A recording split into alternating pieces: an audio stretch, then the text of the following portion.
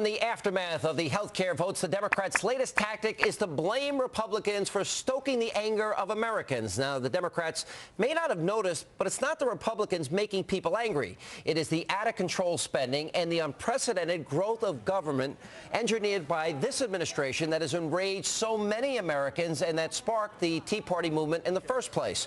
Well, nonetheless, the Democrats continue to grasp at straws, looking for anybody to blame but themselves. Now, the latest target is former Alaska Governor Sarah Palin, who was attacked by liberals far and wide for referring to, quote, targeted regions in the upcoming election. Well, how inappropriate, right? Now, here's what the governor had to say on the subject earlier today while campaigning for Arizona Senator John McCain.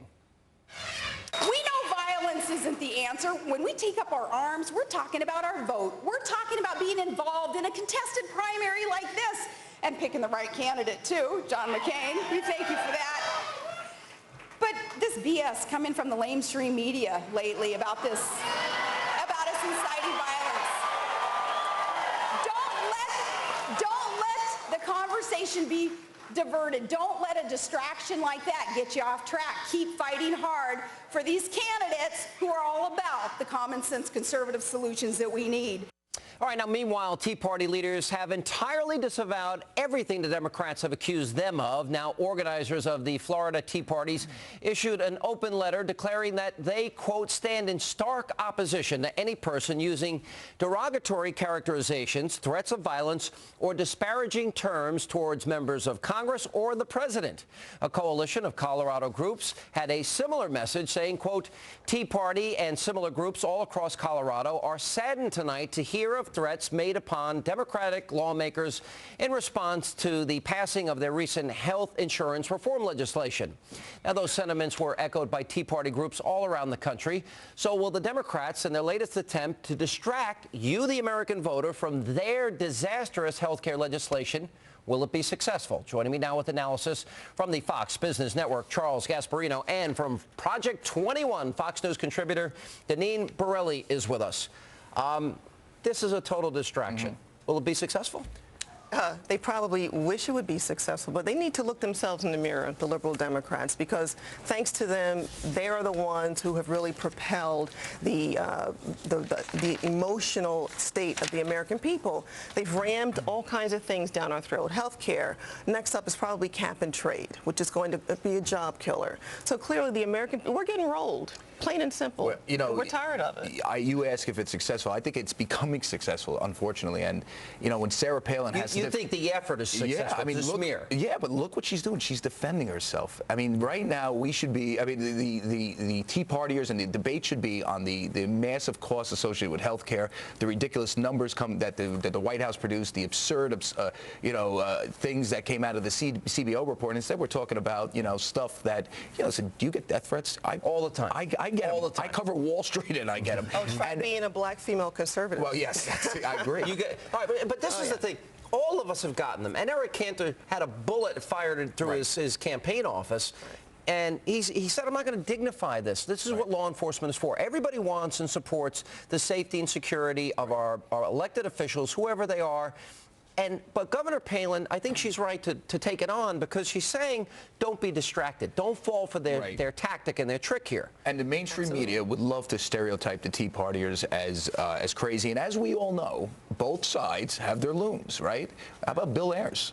I mean, what was he? Yeah, I mean, he was an actual terrorist. He was an actual terrorist. Just a guy in the neighborhood that I sit on boards with. I start my career in his house. Associated with the left and you know, apparently friendly with Obama. But this started from day one. I mean, the Tea Party movement is a year old. And they started from day one, calling them astroturf, calling us racist and rednecks. I'm part of the movement. I was a speaker last year on 9/12 in Washington, D.C. I'm pretty dark, okay? So it's not a racist movement. I am in the movement because I believe in small government, self-reliance. You're a conservative. I am a conservative. You know, but think of Governor Palin having to do this. Think of all the attacks against her. There was a comedian there that talked about, quote, a gang rape. Remember that? you know, some time ago. Right. So, I mean, and George Bush was pretty much called every name in the book. Now, all of a sudden, we're getting lectures about tone and civility from the very people that were responsible. I mean, the left. If you read left-wing blogs, they're some of the most irresponsible stuff that you see in modern discourse. Read about me. I know. Just go read the lies and the smears. It's not funny. I mean, it's not. It is hurtful to a lot of people. But you know, the real story here is the debasement of discourse in America right now from that is out there, and that's what this is really about. It's not. Both sides have their crazies. The Tea Party people, you know, by and large, mainstream. I mean, I've met with them. What are they talking about? They're talking about lower taxes, less government. They're not talking about bombing the White House. But why? I never understood this from the beginning. But why would the Democratic Party specifically target the Tea Party movement? Tim McVeigh wannabes, un-American. I mean, what's more quintessentially American than saying, kill the bill, exercising your First Amendment rights, limited government, lower taxes, speaking out against socialism? What's so bad about this? They don't want to be challenged. And because of their actions and their arrogance, there are even more people coming into the Tea Party movement. So they have themselves to thank for this. And it also fits their universal, long-held stereotypes that, you know, the conservative movement is filled with Neanderthals, people who don't think, and people who rather just shoot before they talk. Listen, I'll never forget, I said this last night, the 1998 radio ad by the Democratic Party in Missouri said, if you elect Republicans, black churches are going to burn. Do you remember that ad? I do. Yeah. By the Democratic Party. And more race baiting. I mean, look at what happened recently last week with Charlie Rangel. I can't pay my taxes. He said that, and I quote, you know, you don't see any black folks in this group ever, ever, ever, ever, ever. He said it last week. No. Charlie Rangel has said repeatedly people for lower taxes are racist. It's a racist element. He said that repeatedly. But here's where people's real concerns are. There's a Fox poll out. 79% think the economy is on the verge of collapse. Moody's talks about America losing its AAA rating. Look at the comments of Caterpillar, Verizon, John Deere, and a whole variety of other big employers in this country, real job creators. And they're saying, Caterpillar, for one example, $100 million hit because this bill is passed, that people that have retired are going to see their benefits be reduced.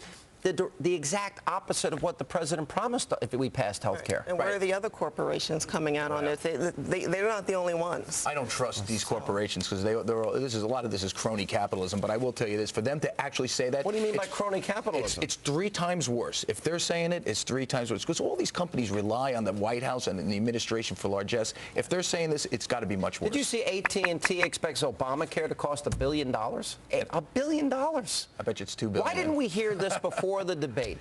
Did the media ignore it? Well, I've always said that they did. I mean, I always believe, listen, when I heard, and I was on your show and I told you about this, the $138 billion savings, when that was being touted as something great, but when you really think about it, $138 billion over 10 years, that's $13 billion a year, in a context of an economy that's trillions every year, is a drop in a bucket. That's if you believe their numbers, by the way. Let me ask you one political question, if I can, because the anger is palpable, it's real, it's intensity that I've never seen in my lifetime, and by the way, I'm inspired by it, and I hope people are not intimidated. I hope people continue to speak out, but isn't, at this point, the only answer is to go to the ballot box and fire Nancy Pelosi, fire Harry Reid, and elect a new president in 2012, or else this is the law of the land. Well, that's just it. See, for years, you know, a lot of people were politically asleep. So they're too busy working, they're raising their families. And now that we've seen that our elected representatives are not representing us, they're only representing themselves because we have a lot of career politicians.